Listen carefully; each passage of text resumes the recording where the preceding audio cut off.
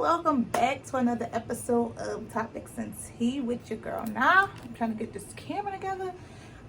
Alright, if you are a new subscriber, make sure you like, comment, subscribe, share, tell a friend to tell a friend. If you're a returning subscriber, hey, how you doing? Welcome back to my channel. Make sure you're hitting that notification bell. Thank y'all for rocking with me. I already have 50 subscribers.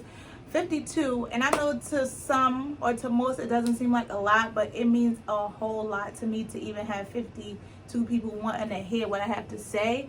And I've also gotten some DMs with some women, you know, just basically telling me that they appreciate everything that I've been saying and talking about. So I'm super grateful for y'all. Thank y'all so much. Y'all don't know how much that means to me. This whole journey has been just a whirlwind and just been exciting for me nonetheless. So I'm super excited that I can make a difference in someone else's life. I appreciate it. And this is all that I'm doing it for. Like, I want to be a helping hand. I want to be that voice that I wish I had at my age. You know what I'm saying? At my younger age. So thank y'all so much. I love y'all. Keep rocking with me. It's only going to get better and better. I'm learning new things with this recording. I'm trying to learn new things with like the cameras and editing and stuff like that. I'm trying to do everything on my own, but I know at some point when I blow up, I'm gonna need a team. But for right now, I'm able to manage everything, which is great. So let's get into the video. But before we go any further, y'all already know what's going on. And today I got some hot tea. It's not like hot outside. It's like real chill. Is it called chamomile? Let me see. I think it's chamomile tea. I thought I liked it because it's supposed to help with, like, I guess sleeping or something. But it don't taste like nothing. Like, am I supposed to put honey and stuff in? Maybe I should have Googled that. But now let's get into it. So today's episode, I'm going to be talking about, you know, mommy guilt, as you've seen by that title and that thumbnail. I'm going to be talking about mommy guilt, being a working mom. How do I make my son feel present and feel seen and heard while working and doing things like this, and just having my own life, trying to start a nonprofit and all of that. So let's get right into it. I would say my son is almost 4, and I've just decided once I moved here to start a nonprofit. I've always worked, so I've been working since I was 16. It definitely has been a challenge working now with my son because I don't want to overwork myself and miss out on his appointment moments, because one thing I said when I was growing up was my mom, she always worked 2 or 3 jobs. She missed out on a lot. Not because she didn't want to attend. Like, I was in cheerleading, like drilling. Unique Drillers was good. If Unique Drillers, they located in Jersey City. So yeah, I was in like cheerleading. Like, I did little things like after school things and stuff like that growing up. But my mother never was able to attend everything. Like, she would attend some things that she could, but she was always at work. And even though then I didn't understand, like, I just wanted her. If y'all hear the scratching, it's my dog. Sickening. When I was younger, looking out into the crowds and seeing everybody else parent and not seeing mine and having to ride with somebody else parent because mine didn't make it, it was hurtful because you don't understand as a kid growing up that your mother is doing or your parent is doing the best that they can to provide for you. You just want them there. You don't really care about what's happening in everyday life. So I didn't understand it. Now I understand it, but I don't want my son to ever go through that. So I try to make sure I'm at everything. I am a workaholic. I will literally work 2, 3 jobs. I try not to put myself in those situations because of what I've been through, but it's hard when you're trying to give your child the best life possible. And you want to make sure they want for nothing. You want to make sure that they have everything that they need and want. However, I've come to realize that the most important thing that I can give my child is me. So if you have children out there, whether you're a male or a female, this can go either way. I understand we want to give our kids material things. We want to make sure they have everything. We want to make sure whatever they ask for, we can provide for them. But what I've noticed is the thing that my son enjoys the most is just being with his mom. So I try to be present. Like, he's in soccer. He does soccer. the season ended. But then he's going to be starting karate soon, and then he's going to be back in soccer, and then now swimming. So I want to make sure I'm there through everything, because although he may not remember these times when he get a little bit older, I want to have pictures and memories to say, okay, you did this and you did that, and mommy was there every step of the way. Every game you had, I was there. Every school event you had, I was there. So I always have that in the back of my head. Even with me working my regular 9-to-5 job, I still feel bad sometimes, because it's like some mornings when I bring my son to school, he's crying like, let me let him out. Come on. He's crying because he don't want to go. He wants to stay with me all day. And it's like, you know, I can't have you. Say hi, JC.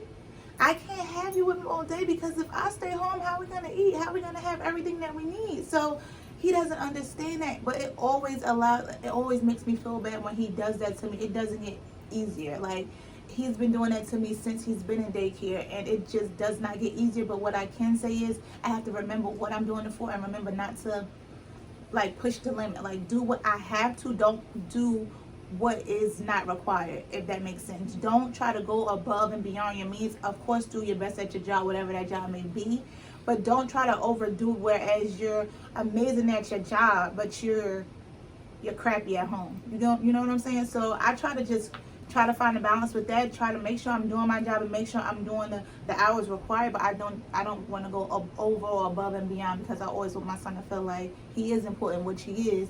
Another thing that I wanted to hit on is starting a business and working. Like I said, I wanted to start my nonprofit for single parents. If you're a single parent in Atlanta, male or female, hit my DM. I'm always having, little events. I'm trying to keep this going. It's in the beginning stages, but this is something that you're going to want to be a part of. But I'm starting a business in the midst of having a full-time job and being a full-time mom. It's super difficult, especially like my background in college is business, but however, starting your own business, a nonprofit at that, it comes with a lot of paperwork. It comes with a lot of, if you don't know different things, you have to read up on it. You have to make sure you have all your ducks in a row, because you don't want to get in trouble not filing the right paperwork, or not having the right paperwork, or not owning a name to your nonprofit. So a lot of things can go into play, and it's hard to kind of balance the three, which is being a mom, full-time working mom, and also starting a business.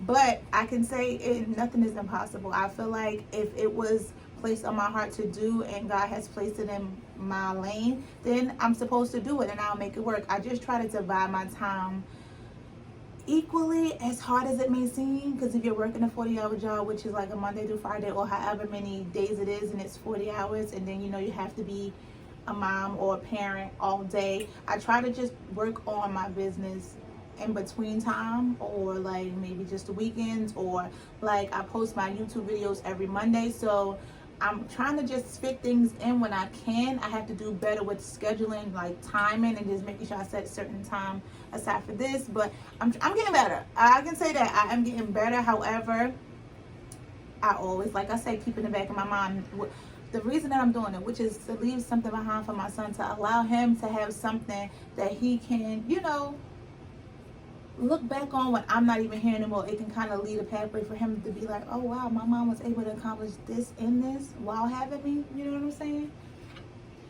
Oh, this tea is so nasty.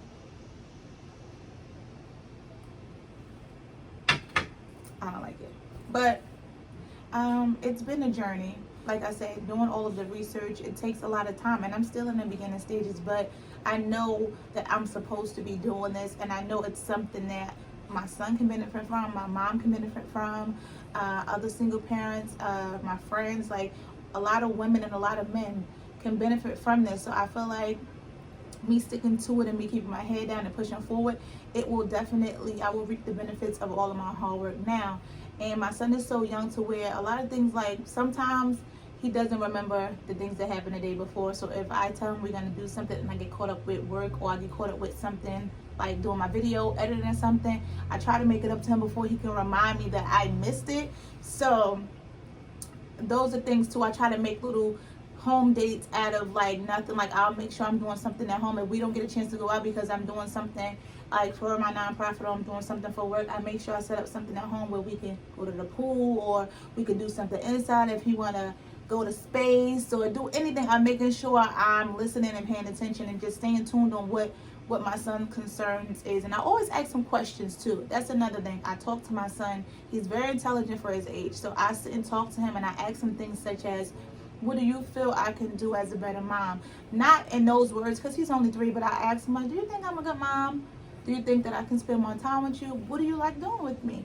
What do you think that mommy can be better at? Do you think that I'm aggressive? Like, do you think that I'm mean sometimes? So I ask him these things because I want to know, like, how he feels, because his opinion matters to me. Like, we're stuck together for life, so I want to know what I can do to be a better mom to him, and then I'll let him know that, you know, it's okay for him to say and be very vocal about his feelings. If it's something that I did that he doesn't like, I want him to be completely comfortable coming to me and say, Mommy, I don't like this. And I'll ask him, well, why don't you like what I did? Or he'll say, Mommy, you hurt my feelings. And I'm like, well, how did I hurt your feelings?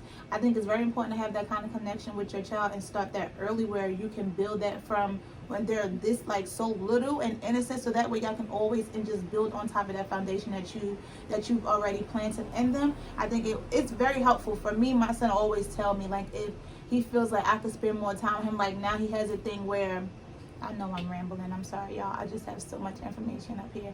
But he has a thing where if we're going to bed at night, we do our bedtime routine, which is he got me back into reading books at night.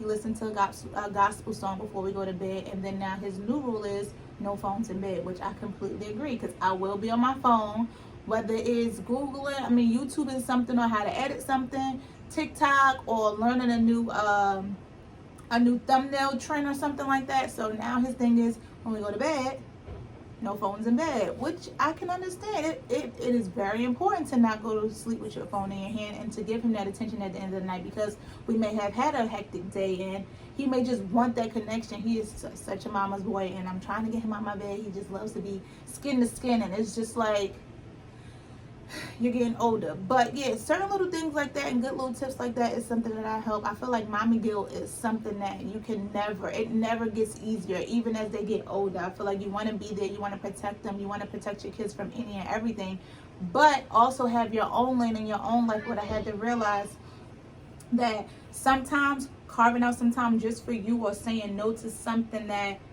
they may want to do, is not wrong if it's going to benefit them in the long run. So if you're having a stressful moment and they want to do something that weekend, but you need to take a beat to, kind of just take a breath and regroup, it's okay for you to say, I can't do this, get some help, or try to find, a neighbor or a family member, something that can, assist you. It's okay for you to say, I need a moment, so that way you can come back and be better. I feel like just having that balance and feeling like, I was reading a new book by Pastor Sarah Jakes, Robert's husband, and it's called Balance, and it's a lot of great tips in there about how sometimes it's okay for you to take a step back, like I said, so that way you can come back and be more present, you can be more patient, you can be more understanding, you both can be more relaxed, and you can be come back having a listening ear, as opposed to just trying to be the best at every moment can cause you to be.